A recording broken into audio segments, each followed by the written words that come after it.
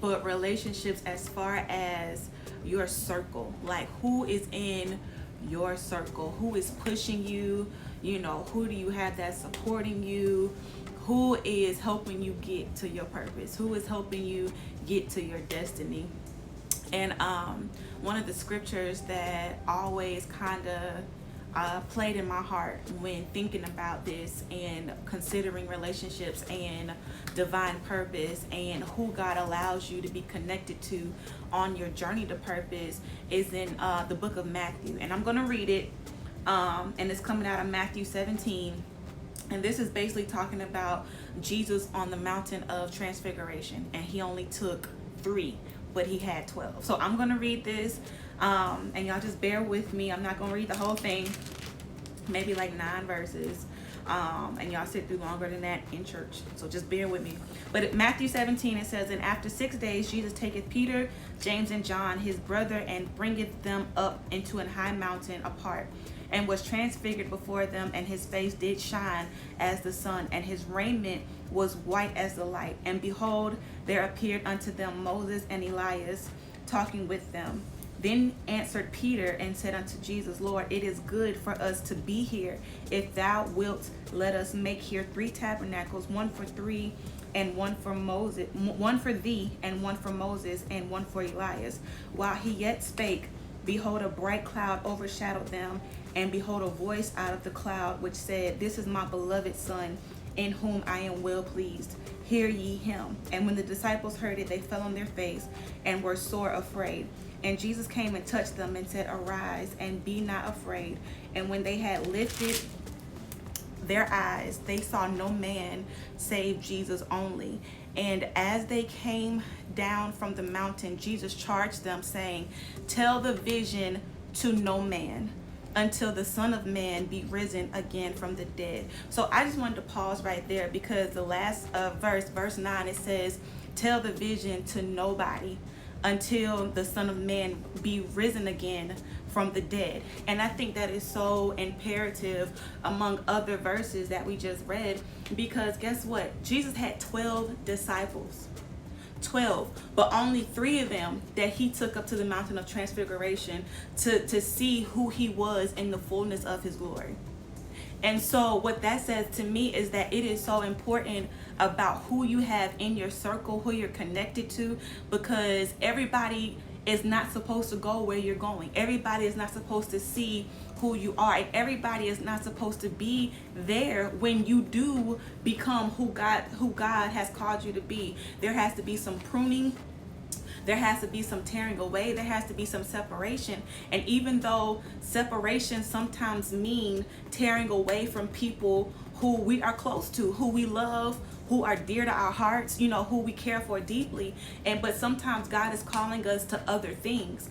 And we can't be so connected to people around us that we don't hear God's voice, that we don't recognize God's voice, and we let our emotions speak for us. And that's what happens. Sometimes we can love somebody so much that our emotions and how we feel about them begins to speak louder than God's direction. And so with it being 2020 and with this pandemic, I believe this time has proven your circle. This time has proven, who God has for you, and who God wants in your circle, and who is meant to go with you into your next level. Because what better to prove it than a pandemic? You know what I'm saying? What better to prove the people around you and the people you're connected to, if they're healthy for you, if they're really made for your destiny, than a pandemic. And sometimes, I believe that no, God, I don't think God causes everything, but I do think that whatever he does allow to happen, he uses it for a purpose. So I believe that even though this pandemic may have not been caused by God, I believe that he allowed it to prune us and to show us some things that's going on around us, even in our immediate circle. Like, examine the people around you. Examine the people that you say are in your corner or in your circle, or that's my homie, or that's my brother, that's my sister, or whatever the case may be. Examine those people. How are they helping you pursue purpose? How are they pushing you? How are they supporting you? Do they support you? Even down to how long does it take before you get a phone call checking to see how you are doing? Are you the one always putting out the phone call, always doing the calling, always doing the checking and stuff like that? So it's good to be mindful of those things, and it's good to take heed to those things. And in this season, when this pandemic is over, because it will soon end, I do believe that. But when this season is over, now when you take proper examination of your situation, you know how to operate when this thing is over. You know who you're rocking with when this thing is over, and that's the most important thing. I know me and my husband, like, we did the matching shirts and it said good vibes only, and that thing was more than just like the feeling in the air. It's a thing of who's around me, you know what I'm saying? Like, who's bringing good energy? Who can I vibe with? Who can you tell your vision to and it's safe? Who can you tell your vision to and they won't run off and tell people who have been known to be your enemies and been known to talk bad about you, and who could possibly pray against God's will for your life? Like, who do you have? Who do you have in your circle? Who's doing that for you? And even to go as far as this, who do you have in your circle that tells you when you're wrong? And we don't like that. We think that, the majority of friendship and the majority of our relationship has to be based on who agrees with us and who just goes with whatever we do. And sometimes that's not it. God does set people in your life who tells you, no, you're wrong. Or no, you don't need to do that. Or you don't need to be with this person. Or you don't need to go to this place. You're bigger than that. You don't have to act like that. And those are the people that we usually, push away or say, well, they don't know. They don't know, they don't get it, or whatever. And so we tend, as a people, we tend to glean to people who more support where we are. And in this season, even with myself personally, I've done an examination to where I've come to the realization that I don't need people who are, just a yes man. I don't need people who are yes people, like, yes, you can do that. Yeah, that's cool. Yeah, this is that. I need somebody who gonna tell me, nah, you tripping.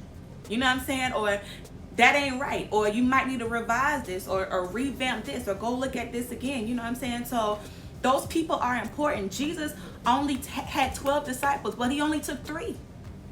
He only took 3. Out of 12, he only took 3. And if you got a good 3, you're good. You're good. You're good.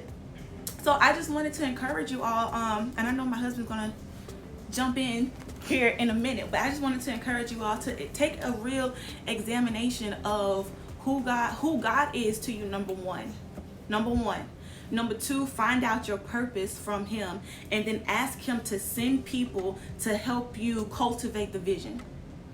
Ask him to send people who are going to push you and motivate you and help you to get it done, who see you for who you are. He only took 3 people to see him transfigure and become this glory and operate in this glory that he operates in. So if he only took 3 people, what does that say about our life down here? And we thinking, it's not a party if we don't have more than 3 people, or it ain't a gathering if we don't have more. We gotta have a whole bunch of people. But God only took 3. Who are your 3? You know what I'm saying? Or who is your 1?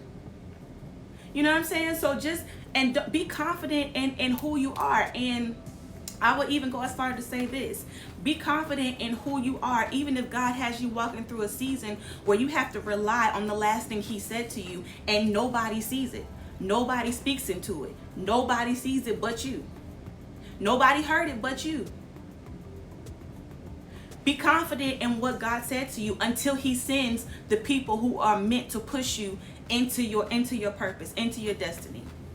And sometimes we think that, we need people to confirm it, and we need people to say something, and we need people to just, tag along with us. And then you get stuff like Facebook posts, or I'm about to do this, or I'm about to be, promoted to this, or God is about to use me in this area. And God said that to you. And once you put it out there, you now give room for attack to come. You now give room for people to, I don't, the doubters. The doubters to come and say like, oh, no, I think you should wait. Or I don't think you need to do that. Or I don't think God said that to you. In all actuality, God said it to you. And when you're not strong enough to stand on that, the last thing that you need to do is put it out there. I'm all about protecting the vision until it is done. Protecting the vision until you have a solid plan to go by, and until you have something that you know is solid and factual. You got it planned out. You got your itinerary. You know how you got to do this thing. God's already given you direction. He's already given you strategy on how to get it done. He's already told you who to go to. You already know who your circle is, who you can go to help push that. I'm a strong believer in keeping it to yourself until it is ready to be released. That is good. So, Evangelist Stucky, yo. So, I wanted to say, I heard, I can't remember if it was Steve Harvey, I want to say it was him.